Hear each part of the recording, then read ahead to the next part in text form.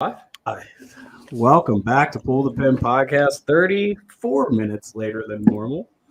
Little kickback. Tommy and myself both had kind of a rough day at work. So, I don't know if Tommy's was a rough day. He just had to push back, and I was like, thank God. I had to go get the old noggin right as Ty just chugs an entire Red Bull. Hey, man. Well, you need to go get your noggin right. Good Lord. That's what I'm doing. Is that how that works? That is how that works. Mm-hmm. Hey, pick the winner, guys. Sure did. We're so proud of you. Yeah, one gold ring. Paid out at $102. So that's a nice start to the week. I'll have $102 to bet on golf this week. And one buddy's like, "You mean you're not going to bet on the Super Bowl?" I was like, "Who cares about betting on the Super Bowl? The Bengals are going to win." Let's sure hope so. Oh my God, I will cream. Oh my! Tommy, tell me about the two schedules. Oh yeah, so I have to make schedules for next week. I'm making two just for next week. One if the Bengals win the Super Bowl, and one if they don't. Both of them include me not working Monday morning, but One includes you not working on Tuesday either. No, one includes me not working Tuesday, Wednesday, Thursday to go to Cincinnati for the parade. Usually the parade traditionally is 3 or 4 days after. So And then keep that in mind. I'm gonna probably in like Wednesday to Friday then or something. So like, Hell yeah. whatever it is, like I'm gonna figure it out and we're gonna go. It's either that or I'm gonna be like, here's the schedule. By the way, if the Bengals win, I'm going and someone's gonna cover. I don't know yet. All right. So, So let's do a quick recap here. AT&T Pro-Am, Pebble Beach Pro-Am. I gotta say, the field was just awful, and watching it is painful. disagree. Hard disagree. Just, can I finish my thought before you say it? Goddamn thing. Nope. Continue So on. here's the only reason it's watchable is that Pebble is just one of the most beautiful places on earth. Yeah. If they weren't playing this event at Pebble, if they were playing this event at almost every other course that isn't a major host, dear God, I wouldn't be able to watch it. So outside of Bill Murray, I don't care about watching any of the other amateurs play. And I firmly believe that Patrick Cantley fell apart on Sunday because he was still playing with an amateur. So he's a deliberate player to begin with. And, I mean, I'm not complaining. I picked a winner. I'm fine. But he's a deliberate player, to start with. And then you've got – how did I put it here? Hold on. I liked how I put it. He got to deal with a hack in the sack, that you're just kind of truggling along with. Like, I just don't care for it. It takes too long, right? The game, like, when all the groups were starting to file in and there were only a couple groups left on Sunday, it was like Putnam's chip on 18 that he had to hit out of the bunker to, like, tie it. I was like, are we ever getting to that chip shot? Like, dear God, I've been watching golf for 12 and a half hours, I feel like. I just need it to happen. I mean, if you're Cantley, I don't think he complained about it, but you can't complain about it. You sign up for the tournament, you know what you're getting. Listen, he did not say a word. I'm going off just purely how he looked like all of a sudden he started rushing shots, which he never does. Yeah. I just don't know if I mean, it's a good take. I don't know if he would blame it on that because in his head, he's like, I signed up for this tournament knowing darn well I might have amateurs in my group on a Sunday. Mm-hmm. And that's exactly what happened. And I would think the pressure of having a chance to win a tournament at Pebble Beach probably got more in his way than that. Especially on Cantley. He's so even keel. Like, he doesn't get flustered very often. I don't think he was flustered. I just think it was one of those things that took him out of his normal rhythm. For sure. Right? It's So, definitely like, a help. That's for sure. Like, I think there are certain guys that it helps tremendously. I think Jordan Spieth had a blast playing with the guy he was playing with because they're buddies, right? Like, Cantley's out there with his sponsor, like the GM of his sponsor, right? Like, so he's like, it's on business. Like, Spieth's out there with his buddy that he's going to go have beers with afterwards, and they're just joking around having a good time. So, like, I think there's a couple of different dynamics. I just had it just got so slow, and I watched almost all of it on Saturday and Sunday. It just gets long. It gets to be a really long tournament to watch, and that's tough.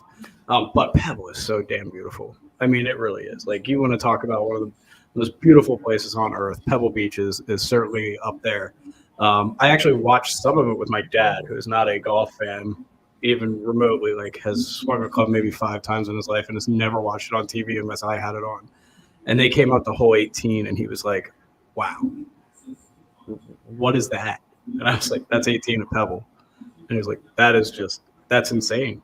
I was like, that's the prettiest thing I've ever seen in my life. It's so green and so perfect. And I was like, yeah, they're right on the ocean. It's just a great venue. Tournament itself, though, I had the field to see. I think the field after watching it was more like a D plus. Now I'm going to say some of these guys' names later when we're talking about the waste management, but Putnam, Hostler, and Troy Merritt, being in the hunt at the end, kind of says where the field was at. Troy Merritt, boy, did he fall apart on Sunday. Just collapsed. No, he fell apart on the back nine on Sunday. He came on the front nine on Sunday. Fair. You can only choke it away because he put himself in a position to choke it away. I think he had 2-3 putts on the back. It was there were a lot of circles on the front. Yes, there were a lot. That's a great point. I'm sorry. Yeah. Matt, you want to talk about Pebble? I know you do, so get it out of your system. No, well, that is why you guys are. We've talked about this on the pod before.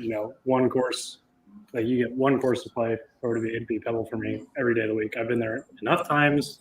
I've watched enough goddamn tournaments out there. I've walked the course. It's public land. You can walk it. God damn it, I want to play there. I would play there over anywhere else in the world. Yep. I truly mean that. By the way, Bo Hostler had the most expensive 3-putt.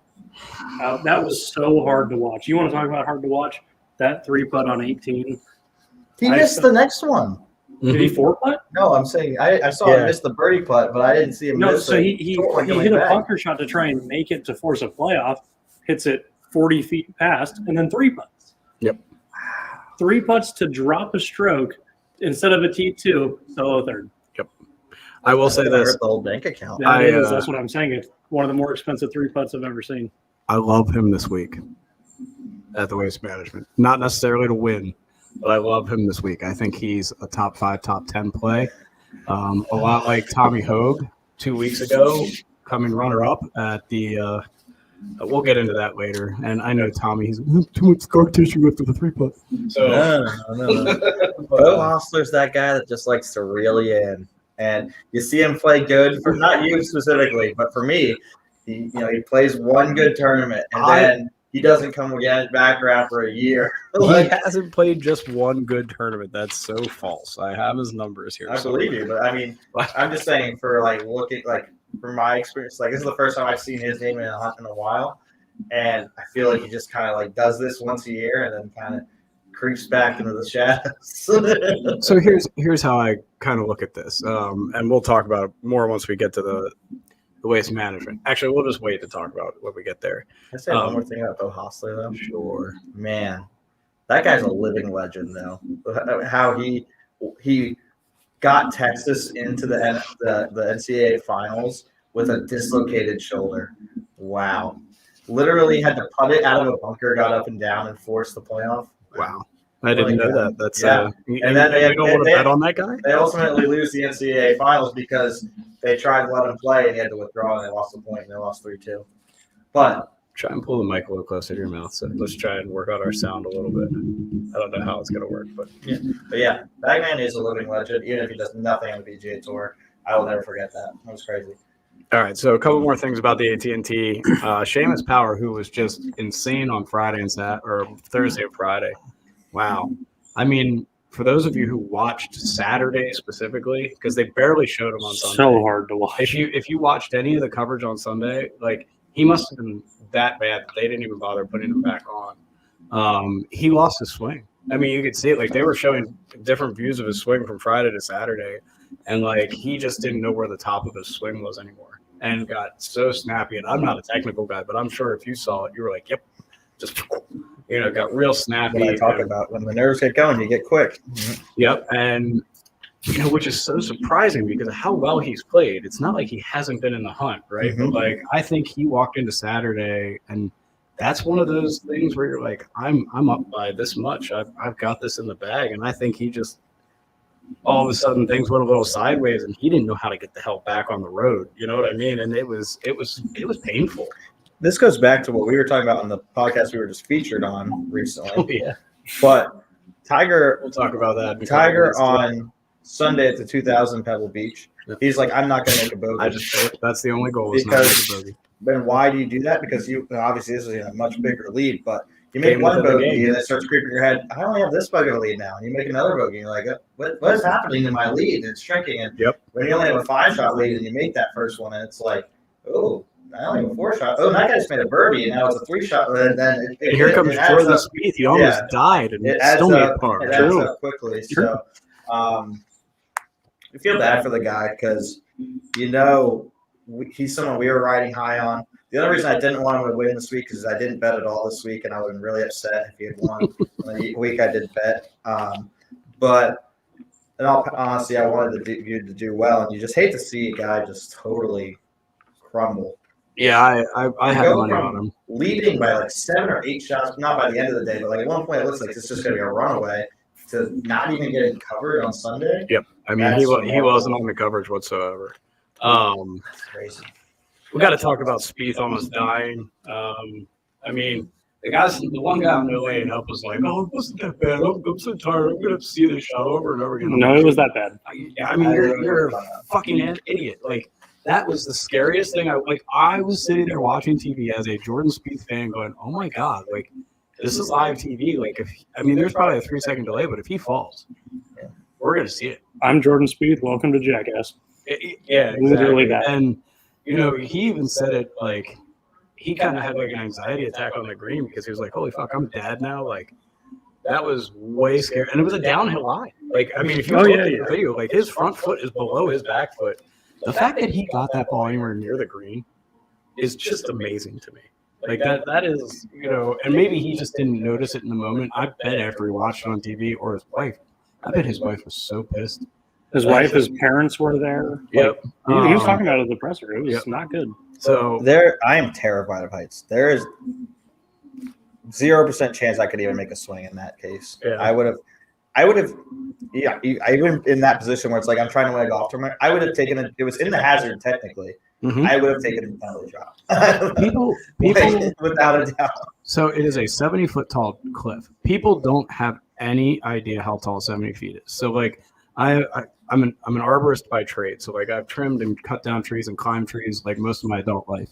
I will go to people's houses and they're like, "My tree's like 70 feet tall." And I'm like, "No, that's 35. That's 35 feet tall. Like it's 3.5 stories. Like it's not 70 feet.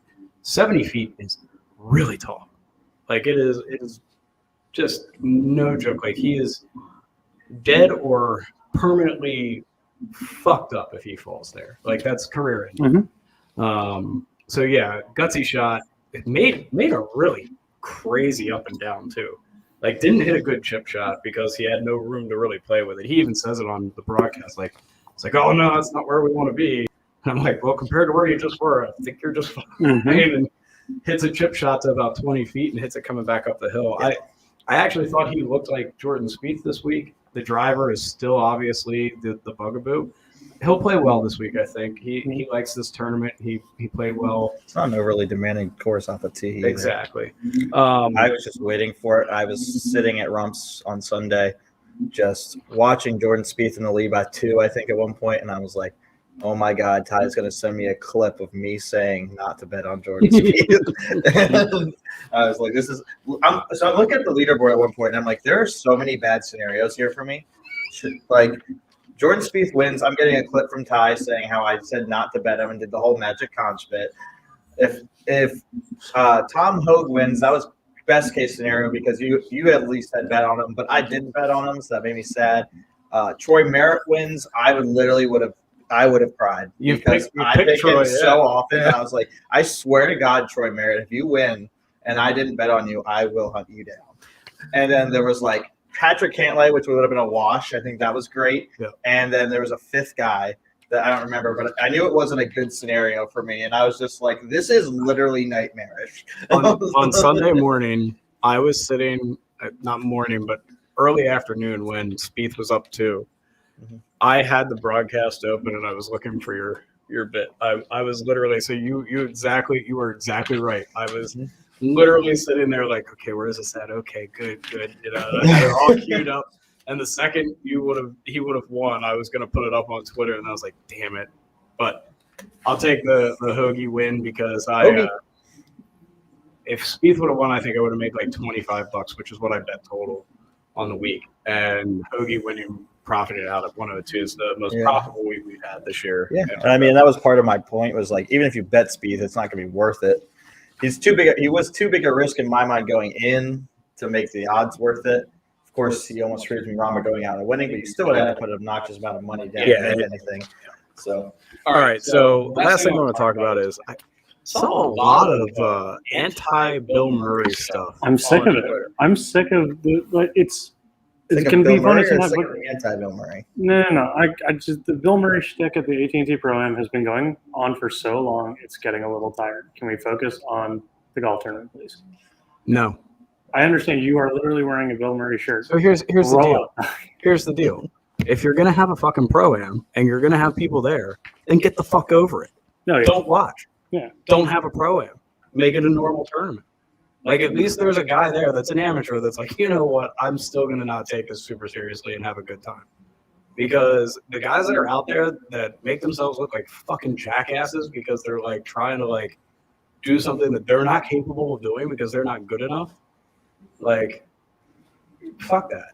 I can see both sides. Like, I'm sorry. Like, as long as he wants to go to that tournament, he can. Because I'll tell you right now, there are people, like 3 people in my family, all my sister, her husband, and 2 other people that they're friends with. The only golf they watch all year is that tournament because of Bill Murray. I love Bill Murray. Like, don't get me wrong, but I think the why is shtick it is tired? like because it's just Why the is same. It seems to be a very similar or same thing every single year. Where it's like, Why is it any different than anybody else that's out there just because he's taking it a little bit looser? Why is it any different than Kid Rock or Macklemore? First of all, Schoolboy Q can fucking play golf. yes, yes. And that man should have been on the TV more. We got a comment there. Phil, Joe, you're right. handicap. Nasty. So he said His saw a ball story that flight's like tour level. Hoagie taught Spieth how to play craps, and Spieth said, "You know how I know he's going to grind you out right now." Yeah. even though they had never played together and they had never really been in a fight on a Sunday, Spieth said that's exactly how he plays craps. I love it.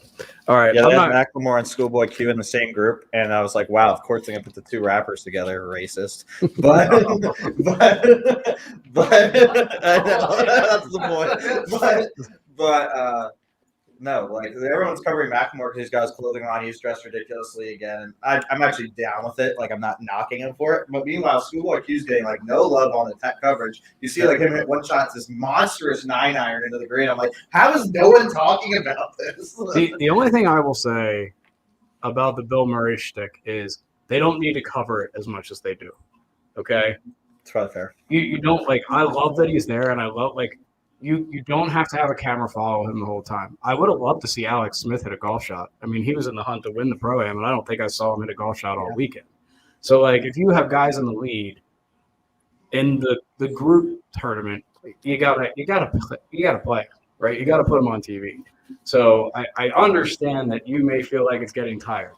It's not getting tired. It's just the network is making it tired. Right. I think it's more of I'd love to see him at Pebble. I'm saying it could be more of a social media thing than a TV broadcast thing and focus more on the players. Like again, James Power didn't play great. Right. But it still would have been cool to see LP more of the shots.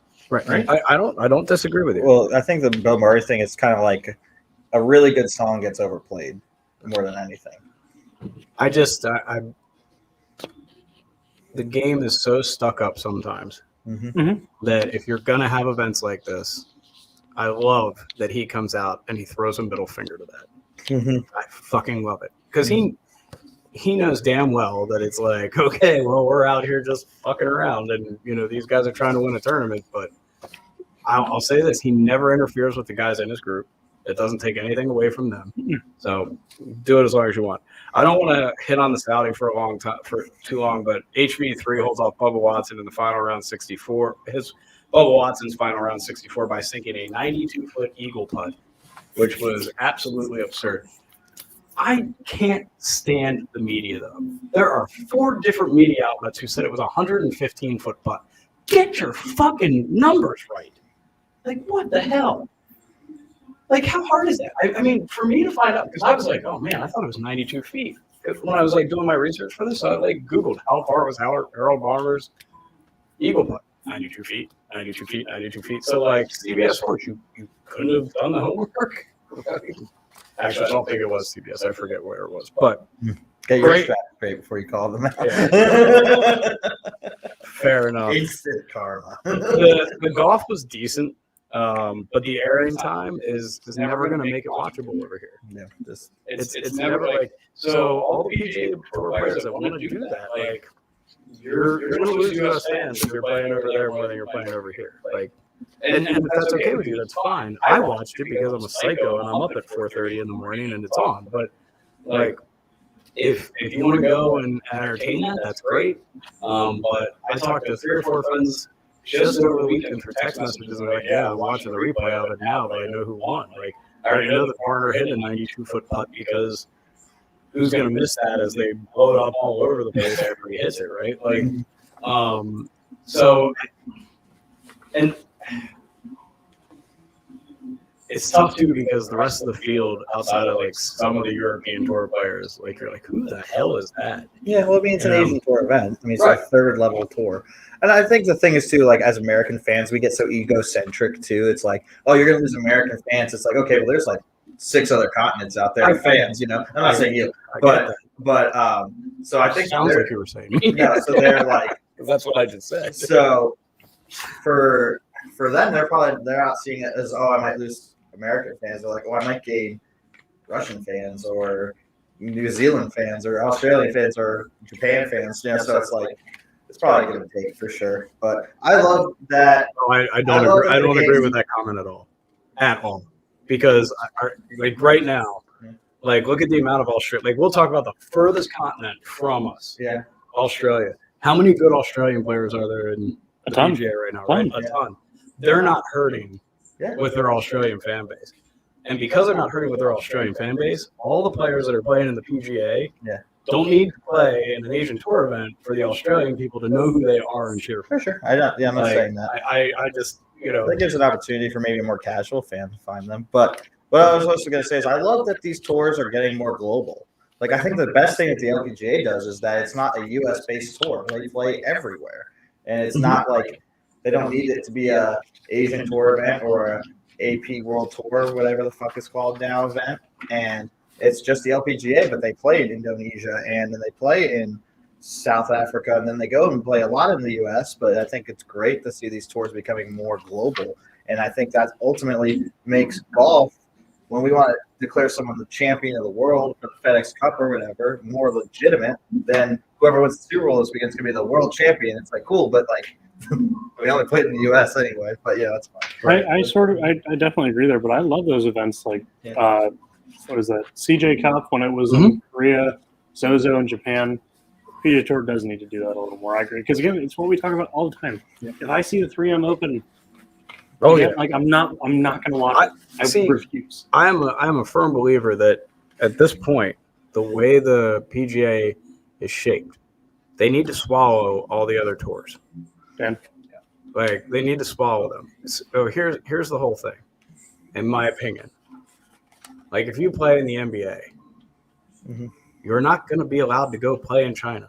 Like you play in the NBA. If you play in the PGA Tour, you play in the PGA Tour. The PGA Tour needs to expand, is my opinion. I think that the PGA Tour would benefit greatly from being like, okay, so Asian Tour, we're going to make you part of our tour, and our guys can come over here and play. European, and maybe they don't. Maybe the Asian Tour doesn't want that, but I think it would benefit everybody financially if they went that route. Yeah. So I think it goes back when we were talking about Murray. Was it Grayson Murray or whatever? We said mhm. you made the comment. It was like, oh, PGA Tour doesn't really employ him, so like they don't have to Right. supply him with those things. Like NBA is different. It's like you're getting paid per game. Like PGA, Okay, well, let's use a better example then. Yeah. The APT, the Professional Tennis Association. yeah, that'd be probably more Right. So like they're worldwide, Yeah, right? Like they don't play in other events. I don't believe. If somebody's watching and does know that for sure, go ahead. but I don't like how they're approaching this new tour with like, hey, if you join or like play in events in it, like you're automatically banned for life. Yeah, I don't like the I ultimatum. don't like it's this strong arm, but anyway. All right, let's move on to the biggest party on a golf course that you're ever going to find. I Other was than the Ben Creek member, yes. no. I was so tempted. There is a picture of women on the 16th hole that you can find online where they're like this and it's blurred out. And I was going to make that our cover art today and have the words go across the chest, but decided that we'd keep it family friendly just in case. I'm really glad you chose not to do that. I'm disappointed now. Yeah. I can send you the Oh, it's cover made. photo. It exists. Yeah, Somewhere. it exists. Just a last minute. We'll stay friendly. Waste Management Phoenix Open, February 10th to the 13th, TPC Scottsdale, Arizona. Par 71, 72, 61 yards. Purse is $8.2 million. The winner gets $1,476,000. And it's a solid field. I gave it an A. Could be an A plus, but there's a couple guys out of the top 10 that are missing. So I like A. Anybody else have a take on the field? I just have a question for Matt to look at real quick. I know it's a par 71. Pretty sure there are still 4 par 5s. I think so. I think there's an extra par 3, isn't there? Yeah. So I just looked that up. I think there's 4 par 5s and 5 par 3s. Okay. Yeah. I think. I mean, tournament players love to play in. Yep. It's a real kickoff to, like, if you're a more casual fan, this is your start of your year for PGA Tour golf, and you probably won't tune in again till the Masters, or the players in that case. But really, really fun tournament. And the first one where outside of, the player tournament champions, that we're going to see all the best guys really get into it. Yeah, this is really where the field's strengthened. Defending champions, Brooks Koepka, a couple of guys that have won it over the years. Webb Simpson won it in 20, Fowler in 19. Joe Fowler won. Hey, the camera's off. Joe Fowler won it in 19. Woodland in 18, Matsuyama in 16 and 17. A lot of players in the top 50 here. So if you guys want, I'll just start running down the top 50 players and we can talk as we go. Yep. All right. So John Rahm. Rahm comes in after a T3 at the Farmers. He's the world number 1, blah, blah, blah. If you don't watch this podcast to hear us pick Rahm, he loves this event. ASU alum, this is a place for him. He's going to play well. You got to bet him. You're not going to get any odds on him. Victor Hovland. Hovland's playing great. Expect him to keep playing great. I still say he wins a major this year, and it's major tune-up time.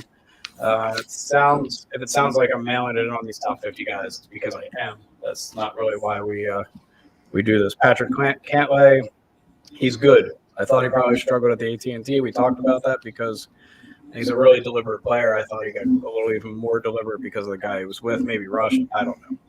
JT, T20 at the Farmers was his worst finish this year. Back-to-back T5s, third at the Mayakoba, and tied for 18 at the CJ Cup. He's having trouble putting 4 consecutive rounds together. This is going to be a week that tells a lot what we're going to see from JT. Did you get Tommy's numbers? Yeah, 3 par 5s.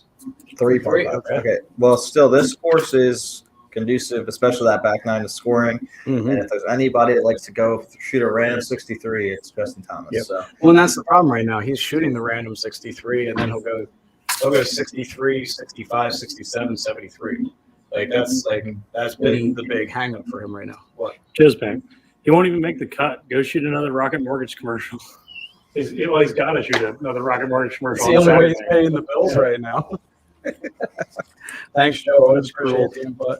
Xander Schauffele tied second here last year, and this was like that stretch last year where he was just so close every week and just couldn't seal the deal. He's played okay so far this year. T18 last week at the Saudi. Hideki Matsuyama. If you don't bet him, you're dumb. Joe's back. What's he want? He likes Brandon Grace plus 9,000. Last two times he played here, they were top 10s, finishing second behind Ricky in 2019.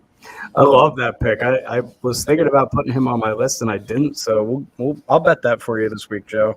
If I make some money off of it, I'll be real happy. But so we're at Hideki. Won it in 16-17. You got to bet him. He's won 3 out of his last 5 or something. Yeah, stupid. I mean, that's both him and, like you said, Victor. If you got to, they're playing hot hands right now. Yeah. Louis, tied 11th last year. I never expect him to do much, but he always does. Maybe a top 10, but it won't be worth it with the odds. Sam Burns, crazy hot start to the season, has fizzled out a little. Last week at the Farmers when he missed the cut. Literally the first time he was out of the top 20 in any tournament he has played this year, though. So I'd like to see him bounce back this week. I'm falling a little bit out of love with Sam Burns lately. Well, I mean, like I said, last week was kind of a fizzle for him. We'll see what he does this week. I'm going to put some money on him. There's no reason not to. Scotty Scheffler, T20 at the Farmers, T7 at the Phoenix last year. Is this the week that Dancing Feet dances into the winner's circle? I actually like him a lot this week. He played really well here last year. We'll see what happens. Spieth, I'm really starting to think Spieth's a guy that it depends on where you're playing. I mean, it's not even like a question, right? So, like, all of the numbers pointed to him playing well at Pebble last week, even though he was god-awful the 3 previous weeks, like just awful for the rest of the day.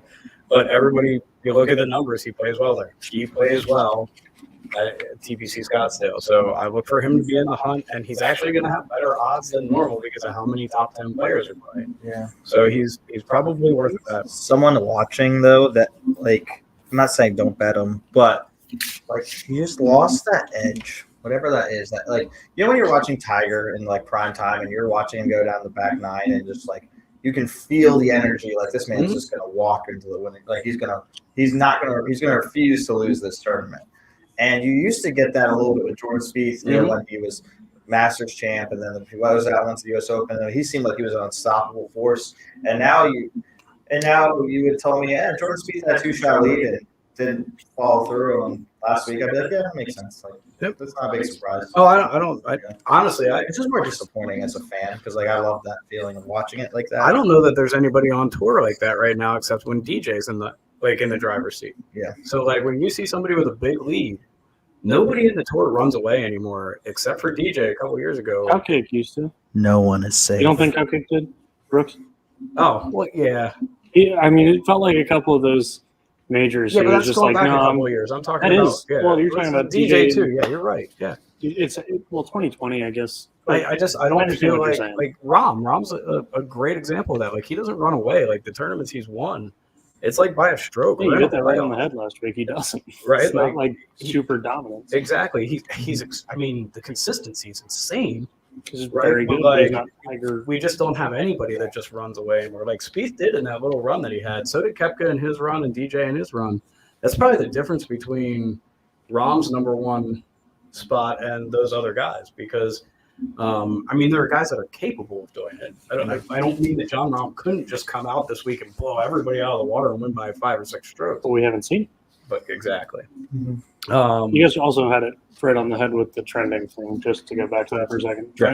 Besides Spieth coming out of nowhere, Yep. I mean, you guys have been bang on with, like, the trends. That's what makes the most sense. So we've got Daniel Berger next. He's coming off a withdrawal for an injury, so I don't know if he's actually healthy or if he's even going to stay in the field. I probably won't bet Daniel Berger this week just because of the injury.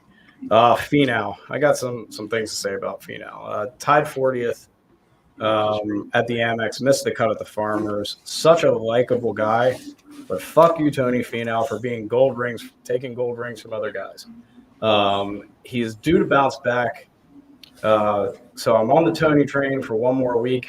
If it doesn't go well, he's off to Ricky Fowler Island, though.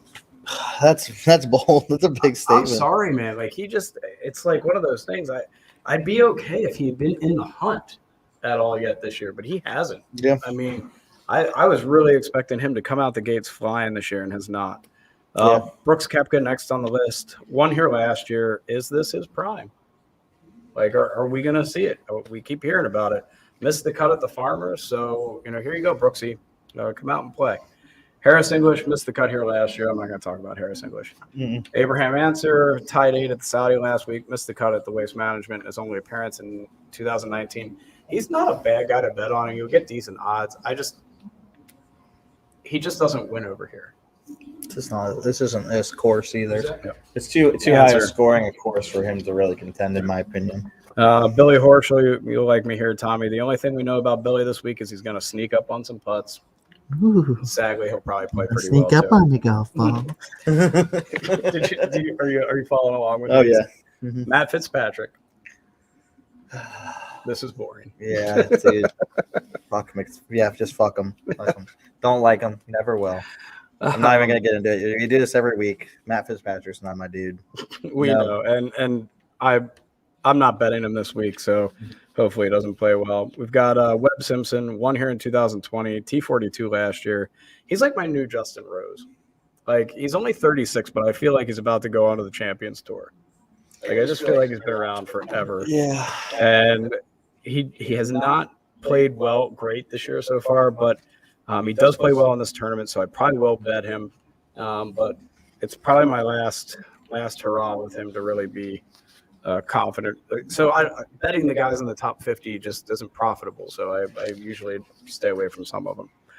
Taylor Gooch next on the list. The Gooch missed the cut at the Amex, T20 at the Farmers. He's had a great start to the year. This would be a great chance for him to win in a strong field. Yeah, this would be a statement win for him. Exactly. And I love that. I love Yep. and you're starting to get into an area where you can still make some money. Yep. Absolutely. And man, he's played so well. I mean, you don't get to at this point in the year to still be number one in the FedEx means you played really well. Yep. He has And- played exceptional outside of missing the cut at the Amex. Yeah, and I think, man, would this be a great statement win for him? Yep. Just he's going to become a household name if he wins this week. Yep, and I love him. He's one of my big bets, 10-5 and top 10, top 5 and a win. Like you said, he needs a statement win if he really wants to be that top 50 player that everybody thinks he is. Mm-hmm. Kevin Kisner, 7,200 yards. That check for 20th will pay nicely. As I have here. That's a little too long for the kids. I'll still bet Kiz because I love the guy. T3 at the Sony, missed cut at the AT&T. Max Homa missed the cut at the Farmers. Hasn't played a lot in the new season. Might see some rust. I'm not going to bet him this week. He did T6 in 2020, but that's 2 years ago. Russell Henley, I like a lot this week. This is the first time we're seeing Russell since he got second or lost to Hideki. Yep. T14 at the Amex. He played at the Amex. Okay. So T14 at the Amex, second at the Sony. If he plays like he did at the Sony, he's got a shot. I'm betting him this week. I love that. I honestly really do like that. Yep. Mhm. Well, and he's on a lot of the stats this week as well. Corey Connors, sooner or later, he's going to win. Why not now? And I'm not going to be the guy who doesn't bet him the week he wins. So Him and Sam Burns have both kind of fallen out of love with. I've fallen out of love with them a little bit. Tommy's not taking him home to the bedroom anymore. Adam Scott, boring, but weird that it's the first time he's ever played in this event. It was odd. This doesn't really. He's a little bit too proper for that, for all these shenanigans of these You watch, Americans, he'll be the guy that aces 16 and then have no reaction. and just be. God, I hope so. Lucas Herbert tied 21 in the Saudi, has not played well this year. I'm staying away from him. Mhm. Seamus Power ringing out our top 50. Broke my heart last week as I had lots of gold rings on this son of a bitch. He will win soon, but this week was his best chance, and it looked like the spotlight scared him a bit. I'll bet him again because the odds will be okay with a strong field, but honestly, the way he looked on Saturday scares the crap out of me. I think he might be a week or two away from being back to where he was. That swing just got real quick. Yeah, that's scar tissue right there. That is scar tissue. That one I'll agree with you on. Yeah. We'll go into my out of the top 50 guys. Bubba Watson played some great golf on Sunday at the Saudi to take solo second. We're gonna ride that train to this party, baby. Yep. I like Bubba for a top 5 this week and a possible win. He's playing good golf, and he's just one of those sneaky guys that could go out and shoot really well in this tournament. Mhm. Here's one for. For God's sake, you're their next pick. Hey, man. All right. My next pick is not a win pick, which is rare for me. It is a top 10 or a top 5 pick. Pat Perez, top 10 at Torrey 2 weeks ago, right, with a T6, and snuck into the top 10 last week with a T9 at the AT&T. Might just do it again. Nobody loves a party like Pat Perez. Betting a top 10 or top 5. That's what scares me. Is he You're might gonna be get great odds. he might just be there for the party. He might be there for the party. They just talked about trending. Yep, and he Yeah, is trending. Matt Kuchar's another guy I like this week. He loves this event. 4 top 10s and 12 starts. T7 at the Sony before missing the cut at Pebble. We're the flyer. He will have decent odds. Luke List, he won the Farmers in dramatic fashion and is all over the strokes gained list for this season. So far, he's never broken the top 25 of this tournament, but if he's going to, it's going to be this year. Mav McNeely. God damn it, Goose. I thought Mav would be top gun this last week. Did not. He finished T33. 2 good rounds, 2 bad rounds, 69, 72, 68, 71. I'll bet him again this week. I like him as a good young player. The odds are always going to be really good, so I like him. So he eventually wins. Yep. Kevin Mitchell next on the list. T12 last week and has played well outside of missing the cut at the Farmers. I like him being in the hunt this week, and you're going to get great odds on Keith Mitchell will win a tournament again at some point. Yep. Brian Harmon finished third at the Amex, a podcast favorite. Betting him. Bo Hosler, the 26-year-old, is coming off a third-place finish at the AT&T and played well Friday and Saturday. It was the first cut made since the Fortinet, but he looked good. I'm going to ride that momentum. I know you don't like it, but it's kind of similar to like Tom Hoagie, where Hoagie finished second in the tournament, missed the cut, and then came back and won. So Hostler's a tease, man. I'm telling you. he might be a tease, but he's going to have like plus 10,000 odds. He's going to ask you to go skinny dipping, and then he's going to tape you in the pool naked by yourself. I see. I'm telling you. He's just that mean girl that just leads you on. Next I we've like got it. I don't like it at all. Like a hot bitch with a cold sore. like a hot bitch with a cold sore. Who did I say that about last week? Justin Rose. Rosie. Did you bet Rosie? I didn't. Good, man. I didn't. That was smart. Couldn't do it. Matthew Naismith, he's made 7 out of 10 cuts this year and was T7 here last year in his first appearance. Let's see if he can rekindle some of that magic with great odds. You know he's going to be a plus 12, plus 15,000. Like, these are guys that you're really betting $1 or $2 on, and you can make 100. Okay, like that's what we're looking at. Andrew Putnam Played well last week. played well last week. Last week felt like his tournament to win, honestly. After shooting 65, 67, 68, but he floundered into Sunday with a 73. T14 at the Amex. I like similar to Tom Hoagie. Second at the Amex, missed the cut at the Farmers, and then he won. He also has a T7 here last year, so I like putting him this week. Love that. Brendan Steele is my last kind of out of nowhere guy. 9 out of 11 cuts made at the Waste Management, 4 top 10s. He's on the wrong side of 35, but he's worth it for the odds this week. That's kind of how I'm looking at him. Anybody you guys want to touch on before I go into this into these stats and throw a shout out to a website and a Twitter guy? You know, something's just speaking to me. You know, as I flip through. Oh boy, here So I comes flip- Bronson Bergoon is not in the field this week, I'm Tommy. flipping through this pamphlet, and mind you, I only looked at the first 2 pages. I've done What else is new? no research whatsoever. But you know, just something's speaking to You me. say Cameron Davis, I quit. Matt Fitzpatrick. Bryce Garnett, Great putter. that man has been trending, and I base this off absolutely nothing. But I've seen his name, around town, and And that's the broadcast, ladies and I gentlemen. feel like, you know what? If you're looking for Tom's outlandish pick of the week, Bryce Garnett. Do you remember when I brought him up last year and I bet him last year and it was like I said his name wrong like 8 times. It was like Bruce Garnett, Bryce Garrett, Brian Goosen. In fairness, you just called Andrew Putman for like the first Oh, thank you. 15 minutes of this. Nice. That's okay. Did I type it wrong? You did.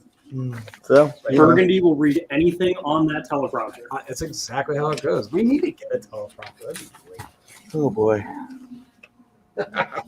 Anybody you want to throw out there, Matt, before I go into the stats? No, but getting a teleprompter is less outlandish than Bronson Bergoon, so continue. Bronson Bergoon will win a golf tournament this year, and fuck you. All right. Probably the Puerto Rican Open. Like, I don't know. He Puerto will. Rico You Open. leave Joe He Damon will. alone. All right, let's bet. Let's make a bet right now. Bryson Bergoon Oh, wins a here, hold on. tournament this year. What are we betting? That's This what is- you This is something $100. that $100 bet. I would bet my bonus that he won't, but I'm not going to do Done. So Bryson Berger will win a tournament this year. Bryson Berger, nice. I do want to go back to one thing at the AT&T. You were watching, of course. You said you weren't, Tommy, but that's okay. Did you see Joel Davis? But when he 3-putted for bogey, he hit a putt, looks at Spieth and goes 4. And if you wonder why people like Joel Damon, Oh, he's and awesome. love Joel Damon, and just like he's one of the best dudes in golf, that's why. Yep, I agree. I like Joel Damon a lot. All right, so every now and again I find a website that's just like awesome for golf stats.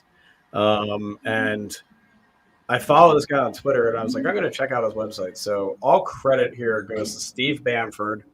His website is www.golfbettingsystem.com. And basically, he just goes above and beyond. So this list is put together of, so it's players' strokes gained rankings. These top 25, I only did the top 10 that he had. So we'll say top 10 in the field rankings are based on an 8-tournament window that stretches back to the Portugal Masters, which includes both PGA Tour and DP World Tour events. Player rankings are based on performance relative to the rest of the field. Just so everybody understands, the amount of work that this guy is doing to put these stats together is fucking absurd. And the fact that he has a website where they're free and you don't have to pay to get them, check it out. I mean, that's absurd. Like, I do stats and like it's only PGA Tour stats. Like, I never go digging into the DP World Tour or anything like that because it just turns into like math that I don't want to do. So we'll start with top 10 strokes gained off the tee. So Rahm's 1, Hovland 2, Cantlay 3, List 4, Austin Eckroat 5, Hideki Matsuyama and Adam Scott tied for 6. Schauffele 8, Keith Mitchell 9, Joel Damon 10. Strokes gained approach, Hovland, K.H. Lee, Matsuyama and Justin Thomas tied at 3rd, Rahm 5, Berger 6, Keegan Bradley and Luke List 7, Matthew Fitzpatrick and Martin Laird 9, and Russell Henley would be 11. Strokes gained around the green, Streelman, Lucas Herbert, Matsuyama, Horschel and List at 4, Fitzpatrick at 6, Berger, Jones, and Schauffele all tied for 7th. Gim, Howell III, and K.H. Lee for 10th. Strokes gained tee to green, List and Matsuyama tied for number 1. Victor Hovland, number 3. Berger 4, Howell III, and Rahm at 5. Keegan Bradley is 7. Russell Henley is 8. Fitzpatrick is 9. Herbert is 10. Lucas Herbert showing up here a lot. Maybe worth a bet. Top 25 or top 10 strokes gained putting. Wesley Bryan, Matt Fitzpatrick, Mito, anybody? Pereira. Billy Horschel, Xander Schauffele, Lucas Herbert, John Rahm, Harris English, Danny McCarthy, Daniel Berger, and then total strokes gained. Number 1 is Matt Fitzpatrick. Number 2 is Daniel Berger. Number 3 is Victor Hovland and John Rahm. Number 5 is List and Matsuyama. Number 7 is Henley again. Number 8 is Schauffele. Number 9 is Herbert. And number 10 is Wesley Bryan. Wesley Bryan's going to have great odds for you, by the way. The debate is over. I mean, Matt Fitzpatrick is clearly the greatest golfer of all time. So I can go. last 8 rounds. He has 0 wins still. So good. Matt Fitzpatrick, congratulations. You have literally been the best golfer over the last 8 rounds, and you didn't win anything. Good job. So Joe's back. I don't know if we're going to get to this in a little bit, Joe, or if we just want to talk about it now. How about the Saudi League offering $135 million to Bryson? Could this be the new regime, getting paid a salary instead of how you score per event? Yeah, let's talk about that for a minute because I find it really funny right now that Bryson gets offered this boatload of money and then can't play. Right? Like all of a sudden the body's breaking down. We're working out too much is what it looks like because he talks about it. It's not a joint injury, right? Like he doesn't have like a broken bone in his wrist or anything like that. Like he's literally worked his body into injury is what it sounds like to me. As somebody who has a lot of experience working out, I know it shows. But I have a lot of experience in the gym and that's a possible thing to do. You can overwork yourself in the gym to the point of injury. Like that is. Isn't that what happened with Tiger? A little bit? Yeah, I think Tiger's was more just the pounding. Like he ran 4 miles every day. Yeah. Like, and I think that was probably the biggest mistake he made was and he didn't run it on a treadmill. He's out running on the road and stuff like that. So like, I think that was the biggest factor that wore on his legs. And then the back was part of the swing and other things. But when I look at Bryson right now, like I look at a guy who can't get himself on the course. So the fact that the Saudi league is not concerned about that shows me that they might not be ready to be the new regime, right? Like you're talking about a guy who's won one major and has how many events has he won total? Can you look that up quick? How many? 9. He won 9 events. Who's this? Bryson. So I mean, even if so say 9's the number. Are we just talking about PGA Tour wins right now? Total? Okay. How many times has he won a professional golf? I think he has 9 worldwide wins. I'm pretty sure. I thought it was a little less than that. 1 international, 8 PGA Tour victories. So 9 wins in a major, right? There are so many more accomplished golfers that seem to be healthy right now.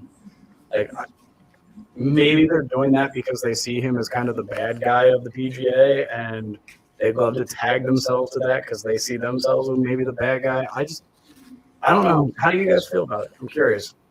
I feel like what stands out more to me is what we talked about earlier is the PGA's way overreaction to this. It says, hey Bryson, here's a business opportunity for you to make $135 million. But if you take it, you can never play another event of ours again. And see, I haven't seen that put anywhere in writing. I haven't seen that yet. That's anywhere. not just for Bryson. That's anyone who does it. I understand. I haven't seen. Like I've heard it. I haven't seen it though. I haven't seen the PGA posted anywhere. Well, anyway, what do you got? I'm going to keep this on the screen for way too long. Ty's a big bicep workout guy, moving the beer from the table to his mouth. God damn right. Wait, okay, before we go anywhere, Joe, you're going to love the podcast that me, Matt, and Tommy just did.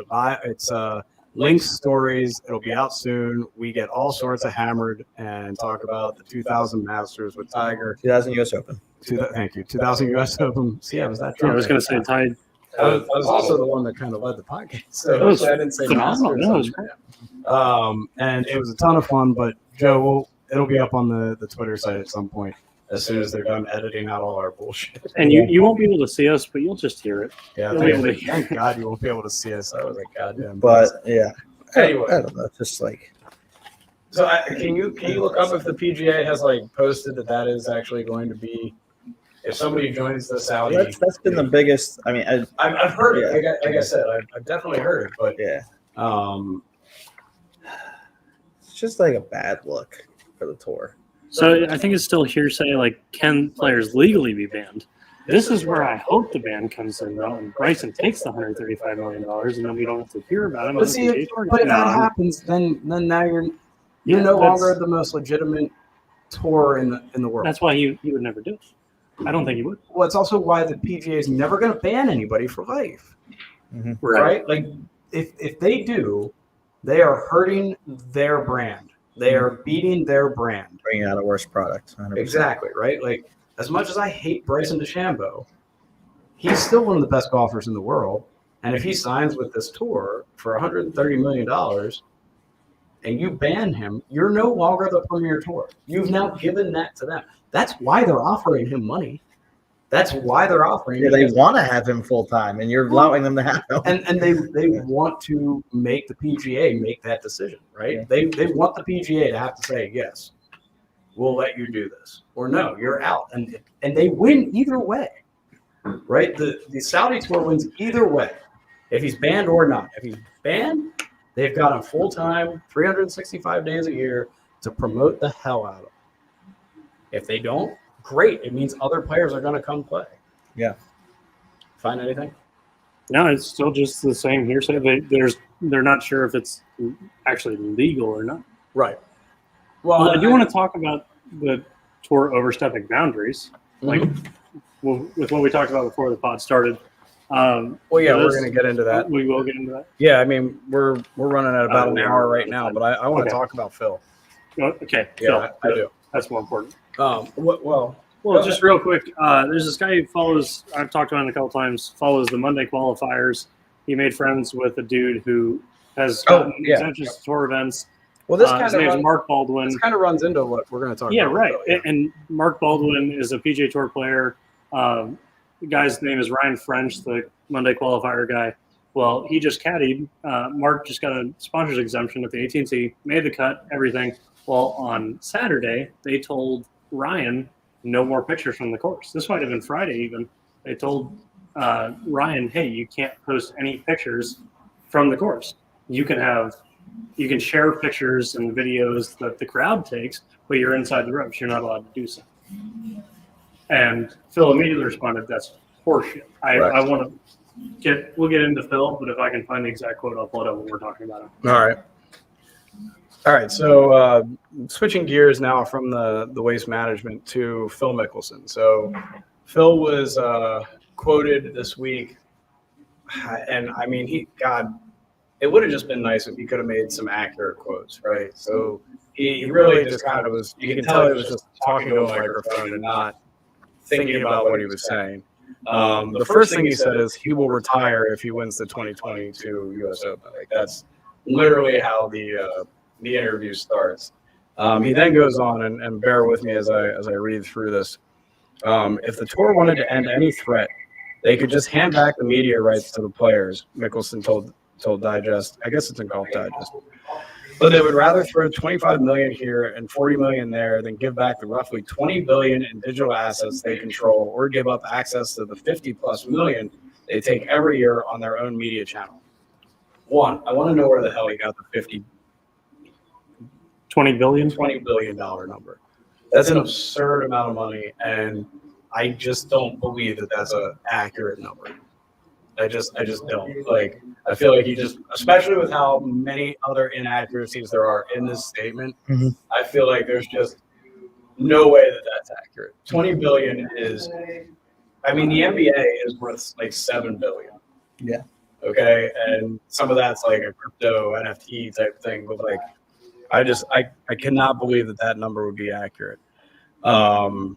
He did not say where he came up with the $20 billion figure.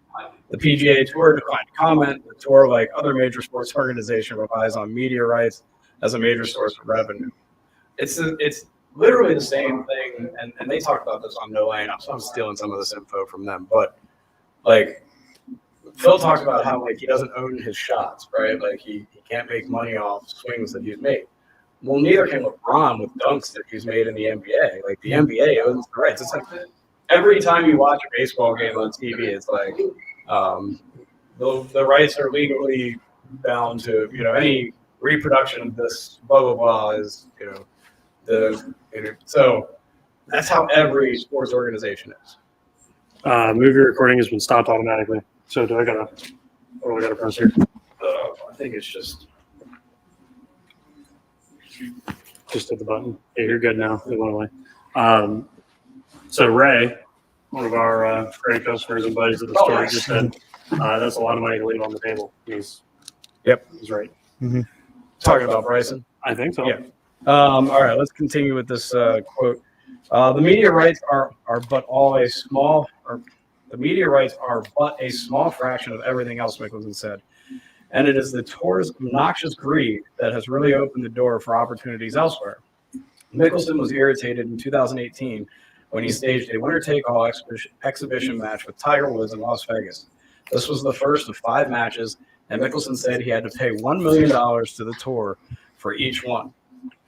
So it is my understanding that is not true, and you can find it online, that the $1 million was covered by Turner Broadcasting, who hosts all of the matches. So it's not like that $1 million came out of Phil's pocket. Mm-hmm. Now, he may be looking at it as $1 million that should have gone to him from that event, went to this, but it isn't like Phil had to pony up $1 million to do the match. And let's just be honest here, like he walked away with the $8 million when he won, but don't tell me that Tiger didn't receive some sort of compensation just for being there. Yeah. All right, Tiger Woods isn't going to go play an 18-hole match with Phil Mickelson and not make any money. Mm-hmm. Where was I? For my own media rights, Mickelson said that type of greed is, to me, beyond obnoxious. However, that arrangement has long been standard for unofficial events on television, such as Old Skins games or the Monday night matches involving Woods from 20 years ago. Mickelson also mentioned to Golf Digest that someone wanted to use a 7-second clip from a shot he hit out of the pine straw to the 13th green at the 2010 Masters. He said that the charge was $30,000 per second every time the clip was aired for a total cost of $3.5 million. Augusta National, not the PGA Tour, owns those media rights.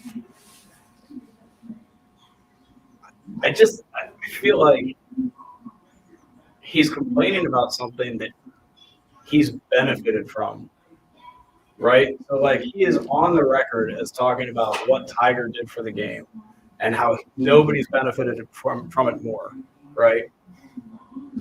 Honestly, like, this is the money that he's getting in purses.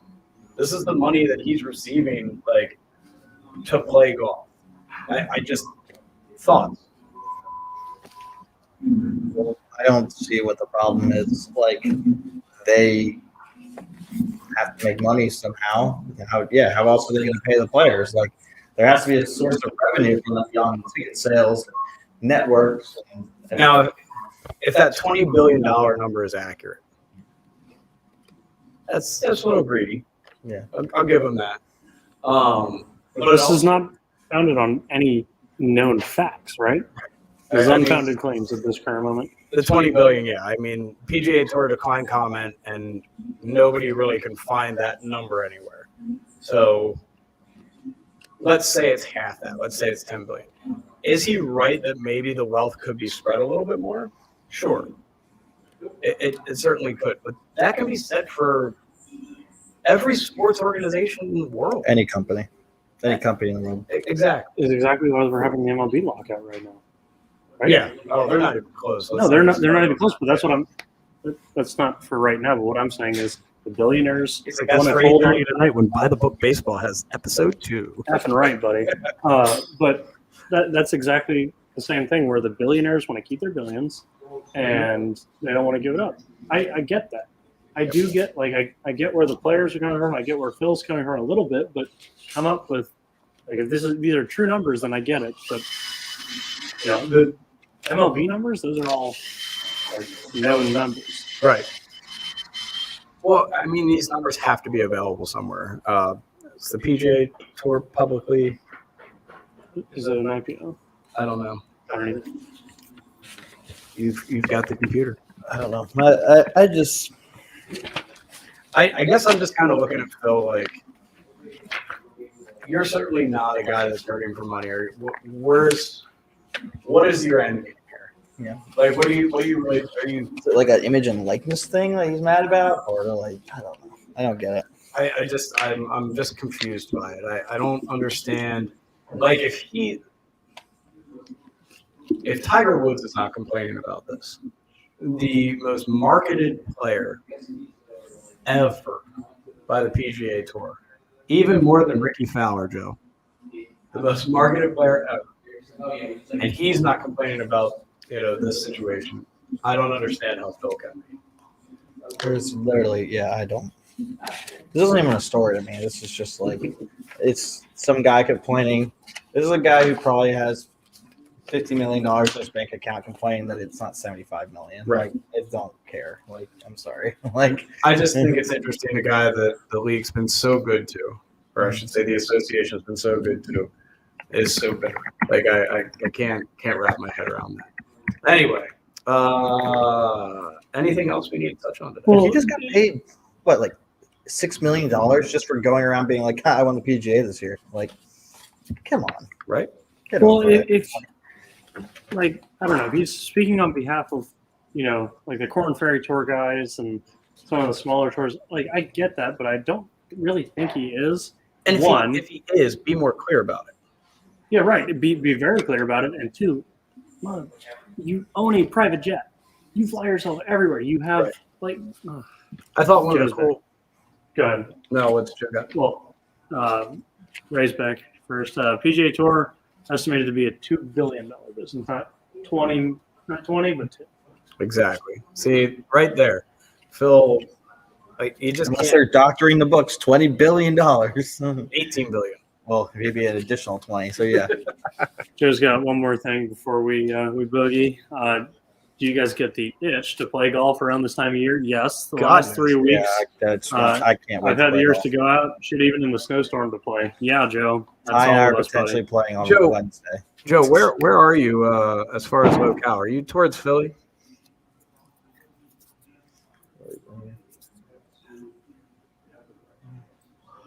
I texted Ty this morning. I was like, "You want to play golf on Wednesday? It's gonna be 45 degrees out. You wanna Actually, go?" they're saying almost 50 now. Yeah, I haven't signed up for a tee time yet. It's probably not good. Yeah, we should probably do that tonight. Anyway, I don't. Yeah, I'm I'm done. not. I'm done talking about it. I just wanted to make the comment. It came up in here the other day that Burlington, New Jersey. okay, that's not that far, Joe. You should come over and play with us, or we'll come over there and play with you. Make a day trip out of it, or make a night trip out of it. Go play and then go to the bar, and then everybody gets a hotel room and boogie on down to Shakedown Street. No boobs. Exactly. There you go, Ty. You suckered me into that one, Matt. That wasn't cool. Here's from Ray. There are other organizations that contribute to the overall cash flow amongst PGA events, networks, golf companies, but not solely the PGA Tour. Ray's on his game. Yes, he is. Ray, we need you more, buddy. Tell Ray enjoy it. It's the first time I got to meet him last week, and he's working hard on his game, man. Good luck, Ray. Keep it up. Joe says absolutely. All right. Well, quick finish of the show. We've been going for an hour and 10 minutes, so it's been a bit of a longer show than normal. Matt, anything you want to throw out there before we Yeah, hang it you up? guys wrap it up. Thanks for having me as always. All right, Tommy, anything you want to plug? Come see us at Pull the Pin. All right. As always, we want to thank Pull the Pin for hosting the podcast, the Painted Lines for hosting us on their YouTube channel. Don't forget to check us out on Instagram at Pull the Pin link. and the website, PullThePinLancaster.com. and on Twitter at PTP2021. We also have another podcast that Matt and I are heading up. It is By the Book Baseball. Season 1, Episode 2 will be tonight at 8:30 p.m. We will be live and then also on Spotify, just like you can find this on Spotify as well the following day. And we'll be talking about our new format for the Hall of Fame. We went through it last week and came up with a little better idea to get a bigger class in faster, I think. We'll be doing Hall of Fame lineups.